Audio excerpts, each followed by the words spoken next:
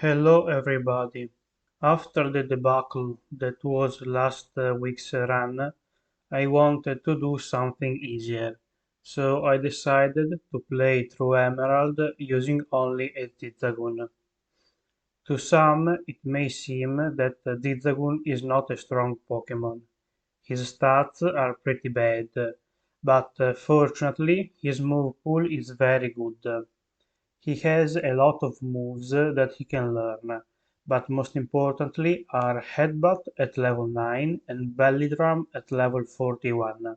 The rival is very easy after we level up a little bit, and after she is defeated we can move on to the first gym. Here I had to level up until level 25 to make sure that I was strong enough to beat the gym. I might have overleveled a little bit because even if this Geodude is taking quite a while to go down, the rest of the fight will be quite a bit easier. Headbutt is a very good move at this point in the game because it has high base power and it also can flinch the enemy. Zigzagoon has pretty good speed for this point in the game, so I can go first even if they lowered my speed a bit with Rock Tombs. After a few more headbutts, the Nosepass goes down, and thankfully he wastes his last turn with a block, otherwise I would have died probably. After Roxanne is defeated, we do the usual stuff with Pico and Devon Corp and whatnot, and after that I decided to fight May. As you might imagine, I one-shot every single one of her Pokémons because I'm very overleveled. After her, it's time for Brawly, and Brawly is not that bad. I had to reset once because his Makuhita deals very good damage and he two-shotted me. But the second time around, thankfully, I don't get unlucky. I get a flinch, so I can finish him off. I don't think the flinch mattered, but better safe than sorry. After we get the second badge, we can deliver the parts and fight May too. The Wingull still goes down in one shot, but the Combusken leaves, but also flinches, so I can finish him off. The Lombre is of course a one shot. After she is defeated, I have to fight Wattson again. This time I level up to level 41, so I have access to Belly Drum. I had to reset a couple of times because Spark kept paralyzing me, but once it does not stun me, I can move through the rest of the fight by one-shotting every single one of his Pokémon, even the Magneton. The Manectric static activates, but it's too little too late. Once he goes down, we, as usual, have to explore and do stuff, and after a while we arrive at the volcano, and we have to stop Maxi once again.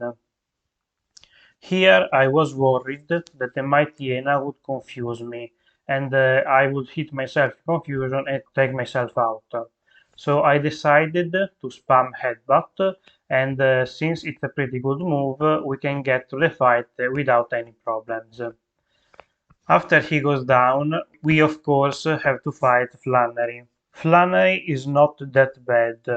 I was a little bit scared that the Torkoal would survive a headbutt, but fortunately the Numel lowers my HP quite a lot, so I can use Flail because at this point it has a pretty high base power, and using Flail I can one-shot all of her Pokémon, including Torkoal, even if he has massive physical defense. Once we get Flanner's badge, we have to backtrack to our dad's gym for the fifth badge. And here, unfortunately, I had to reset once because Spinda confused me and I hit myself. The second time around, it goes for a facade, so I can proceed without confusion, and at this point I can one-shot every one of his Pokémons as usual. Once I set up, it's hard for the enemy to stop me. After we get that badge, we get Surf and clear out the Weather Institute as usual. After that, it's time for May, the last fight against her. I accidentally use Secret Power on the first turn, I use Belly Drum on the second turn, and thankfully dodge Supersonic. After that, I can just sweep everybody with Secret Power. L'Ombre flinches me with Fake Out, but it does not do much damage and I can one-shot him the next turn. Once she is down, she gives us the TM for Fly, but to use it we have to get the next badge, so we go to Winona. Against the Swablu, I decided to use Secret Power because I was worried it would use Perish Song. After that, I set up on the Tropius, and now I can sweep through her team. The Pelipper stalls me by using Protect, but after a few turns I can take it out. The Skarmory leaves a hit, so he can do some damage against me, but that only empowers my Flail. And the Altaria, of course, goes down in one hit. Once Winona is defeated, we can proceed with the plot and go to the Definitely Not Pokemon Tower, get the orb, and we have to stop Maxi. But we arrive too late, so he awakens the Groudon. And after that, we have to fight him. His team is a bit scarier, and I had to reset twice because of Swagger from the Mightyena. The third time around, it uses Scary Face, so I proceed to the Crobat. It outspeeds me and deals some damage, but I can finish the Camerat before it takes me out.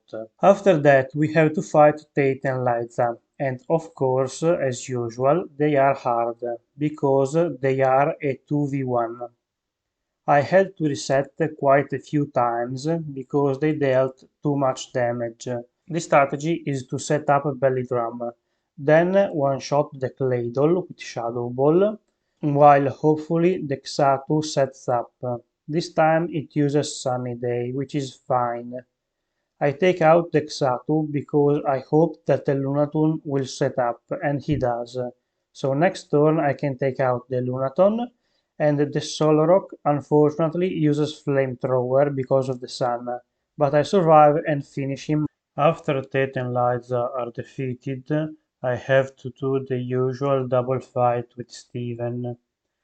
This may seem scary considering the past history with the Team Magma, but thankfully it does not go badly. I decided to use Belly Drum on the first turn to maximize my attack, and thankfully the Mightyena did not confuse me. After that, the Mightyena uses Swagger against Metang, and now I can one-shot every single Pokémon. Thankfully, they don't target me very much. They focus mostly on the Metang, because if they focused on me, I would easily die. With the +2 in attack, Metang can do some solid damage, and between the two of us, we soon make it a 2v1. After that, the Mightyena can stand a chance and goes down to win us the fight. After we are done with the fight, we get the dive TM from Steven and have to stop Archie. His team is similar to Max's, and this time around I use Headbutt to lower Mightyena's HP, so I can use Belly Drum while they heal. After that is just a sweep with Headbutt. Nothing can stand in my way. Sharpedo does a little bit of damage with Rough Skin, but nothing much. Even if he lost, the Kyogre gets woken up anyway, and now both evil teams are starting to realize that their plans might have been flawed, because the weather in the region is getting a little bit crazy. Steven tells us to do the usual stuff with Rayquaza, go fetch it, so he comes here and he stops both legendaries from messing up the world. Juan is not that bad. The only problem could be the Ludwig confusing me with water pools. He attracts me the first turn, so for the next couple of turns I have to sit here waiting for Zigzagoon to not be infatuated. Once I do and take out the Ludwig, nothing can stop me. The Zigzagoon can one-shot every single one of his Pokémon with +6 attack. Even the Kingdra, which is pretty tanky and usually a pain, goes down. It feels good to one-shot it once in a while. Once we get the last badge, we can make our way to Victory Road, where we have to fight Wally. His team is not very scary. I can set up against the Altaria with a belly drum. Now that I am +6, I can one-shot every single one of his Pokémon. My good base speed allows me to outspeed all of them and one-shot them with Headbutt. At +6, nothing lives. Even the Magneton that resists Headbutt goes down in one hit. After Wally, it's time to start the league. The first member is Sidney. He is not that strong, but the Mighty Hyena could be problematic. I use Belly Drum and he lowers my accuracy. Now I start to attack, and all of his Pokémon of course go down in one shot. The only problem could be missing because of Sand Attack, but thankfully that does not matter, and I can hit all of the enemy Pokémon on the first turn and take him out without any issues. After he is defeated, it's time for Pheobe. Her first Pokémon is Dusclops and likes to use Protect, so I set up with Belly Drum and then I start spamming Shadow Ball. Once he does not protect, I can take him out, and thanks to the fact that Shadow Ball is super effective, it does massive damage to everybody. Not that it matters at +6. I'm also faster than all of her Pokémons, so they can't use any weird moves against me like Course or something weird like that. And after a couple more Shadow Balls, she is defeated. Next up is Glacia, and her Pokémons are a bit more tanky, but I'm more worried about Hail. Celio sets it up while I belly drum, and the Hail chip does not do good damage to me, so I should be able to finish the fight without dying, assuming that I don't do anything stupid. All of her Pokémons are a one-shot, so I just need to spam Headbutt to get through the fight. Even the tanky Walrein, that has a lot of HP, goes down in a single hit. Once she is defeated, it's time to fight the last Elite Four, Drake and his Dragon-type Pokémons. His lead, the Shelgon, likes to use Protect the first turn, so I take the opportunity and use Belly Drum.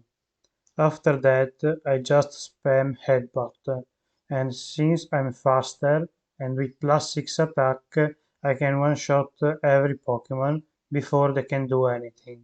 The only Pokémon that I'm worried about is the Salamence, because it has Intimidate and good bulk, but thankfully it too goes down in one hit. After he is defeated, it's time to fight the champion, and he is not super easy. I had to reset once because the Ludicolo outsped me in the rain that was set up by Wailord. I use Headbutt to reduce the damage from Water Spout, and the Wailord uses Rain Dance again. History seems to repeat itself. I finish off the Wailord and Tentacruel comes out and it too goes down in one shot. Ludicolo this time uses Double Team. I hit through it and I am through. Whiscash is also a one-shot. The Gyarados lowers my attack, but with +5 it's still a one-shot. My Milotic is very tanky, but it too dies to one headbutt. And with that we are champion, using only a zigzagoon. As predicted, this run was quite easy. I'm pretty sure this is the lowest number of resets so far. Thank you for watching, I hope you liked the video. Please remember to like, subscribe, share the video, and if you have any suggestions, write them down in the comments. See you next time.